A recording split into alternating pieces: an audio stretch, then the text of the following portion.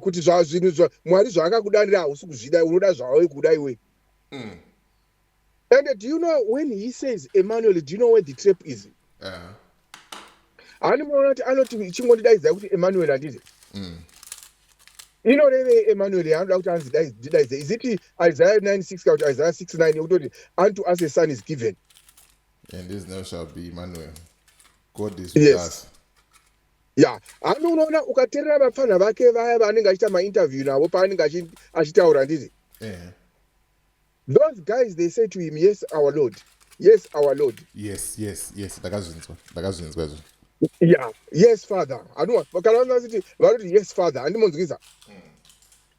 Saka yes, Father yavo iyaya kana usina kuzoita 1+1 kuti uedhe kuti kana achiti I'm better than God ari kureva hauzvinzwisisi. Noti kana achiti inini ndinonzi Emmanuel handiti. Wozoti I am better than God. Arikutodara Mwari wacho ndini. Because Jesus Christ is Emmanuel. Inini ndiri Emmanuel. Air Marshal Parent Chevy, Minister SB Moyo. Where is Walter Muzembe? Don't forget my blessing Ali. This government, mama is corrupt and bloodthirsty. No to clueless government, sex for Mr. Appointments. No to gold mafia. Even you, Prophet Angel, you a criminal.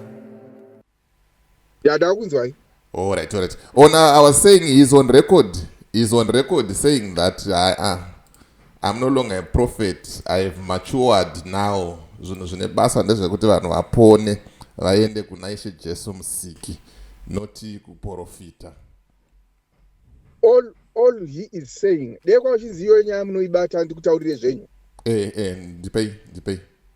Toibata kuti tibate kuti izvozvo zvaanoti kuprofita chii, tozvitarisa mubhaibheri kuti kunozi kuvuka mweya wemazango. So all he was telling his people kuti handisiri muprofita ndakunzi Emmanuel. He was just telling them that ndaikunyeperai ndaikuvharai. Because I had a question.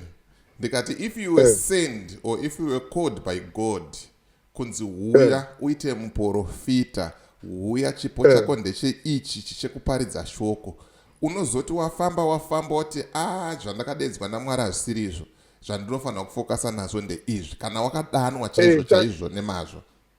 Saka wakupa Mwari, iwo ndiwo wakudefine zvaunofanirwa kuitira Mwari, kwete Mwari kuti adefine.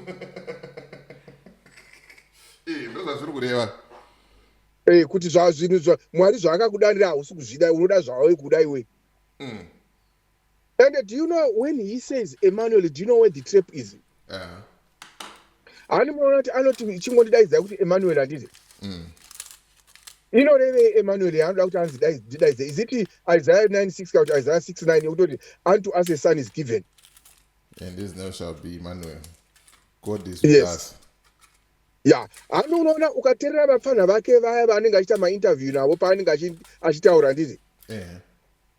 Those guys, they say to him, yes, our Lord. Yes, our Lord. Yes. Ndakazvinzwa izvo. Yeah, yes, Father. Yes, Father. Andimonzwisa. Saka yes, Father yavo iyaya kana usina kuzoita 1+1 kuti uedhe kuti kana achiti I'm better than God ari kureva hauzvinzwisisi. Noti kana achiti inini ndinonzi Emmanuel handiti. Wozoti I am better than God. Arikutodara Mwari wacho ndini. Because Jesus Christ is Emmanuel. Inini ndiri Emmanuel. So anoona kuti kwaari kuvaendesa. Ari kuvaendesa paanoziva kuti nyangwe, do you know these people, somebody says, vaprofita venhema nyangwe vakabuda vakati alright, ndichamboenda kwandiri kuenda, ndinouya netissue paper zvandichanoita mutoeti ndevande kupai modya, vanodya because they just believe everything he says. Ndozvinondinetsa. Zvataura. Ndozvinondinetsa kuti why can't these people see kuti tiri kuitiswa panapa? Ya Mwari akavapa mweya iwoyo, hanzi Mwari akavapa mweya wekuti vadhakwe, vave vasade chokwadi. Because why? Chokwadi vakachiramba. Since they refused the truth, God gave them over to a reprobate mind. Kuti alright, maramba chokwadi chibhilivha inhema. Why? Even anoona iye Makandiwa wacho, He is not even the problem. The problem ndivo ndivo vakatomuunganidza. Pane vhesi rinoti vachazviunganidzira vafundisi vanotaura zvavanoda kunzwa noti vane nzeve dzinodini dzinovava. Yeah. So Makandiwa is not even, they are not victims of Makandiwa. Makandiwa is a victim of them. Yeah. Parikupisa. Makandiwa ndiye anotove victim yavo noti ndo vakatomuunganidza. Ndo kuti ataure zvavanoda izvozvo ndo zvavakatomuunganidzira. Rinotovepo vhesi roti vachazviunganidzira vanhu vanotaura zvavanoda kunzwa. Saka vana Makandiwa, vana Angel Hubert, they are just victims of these false people vasingadi chokwadi.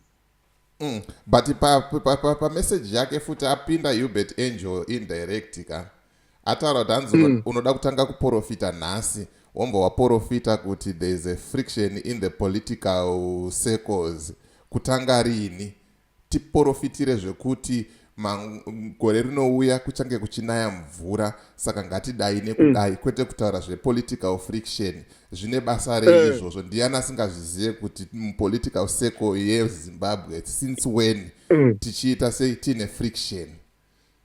Mune peni papo pamuri? Ndinayo. Just write down Revelation 19 verse 10. Kuti zvese zvavanoita vana Makandiwa zvese zvinoitwa nana Angel Hubert zvokuti bhora ichawina ndeiyi maelections achawinwa naningi gore rinouya kuchaitika chakati handiti hausi mweya wechiprofita mweya wekuvuka. The Bible calls it the spirit of divination, which is an abomination.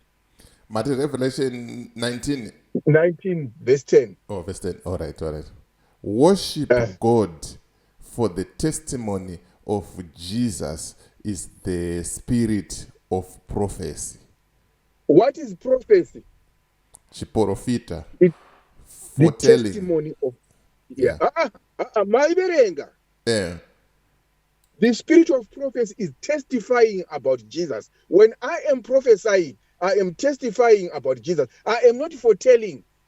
If you look at Genesis, they were seers. So what were they foreseeing? They were seeing the forthcoming yani ya Kristo anditi.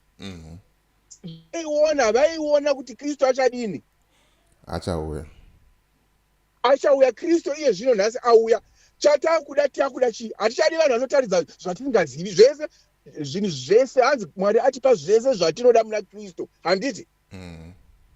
Saka muna Kristo handidi kuti ndizive kuti mangwana weather yakamira sei. Nokuti Mwari vakatotaura kare kuti as long as nyika yakamira, denga nenyika zvakamira, mvura ichanaya, kutonhora kuchauya, zuva richapisa, snow ichauya. Handiti. So hapana chitsva chatichada chinonzi muprofita anouya nacho chatisingazivi. Yeah. Chatinongoda ndechongoti tipupure nezvaKristu chete, ndiko kuprofesaya. Revelation 19 verse 10, the testimony uchapupu hwaKristu ndiyo mweya wechiprofita. Full stop.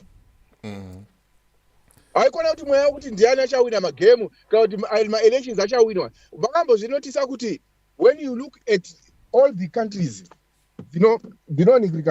dzinoita zvenhamo ndo dzakazara nezviprofita.